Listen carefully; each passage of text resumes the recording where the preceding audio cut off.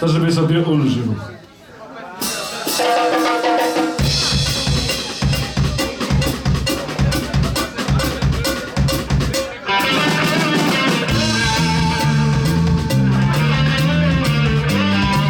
Na przykład teraz! Słuchajcie, spotkaliśmy się tutaj po co? Żeby trochę wyrazić żółć, żeby się ponienawidzić nawzajem. Słuchajcie, woda z kibla. Nasz kraj to jest kibel. To jest nasza nazwa, to jest analogia do tego, co się wyprawia w tym naszym kraju. Nienawiść, żółć i wszyscy jesteśmy na siebie źli. Pamiętajcie o tym. La la la la.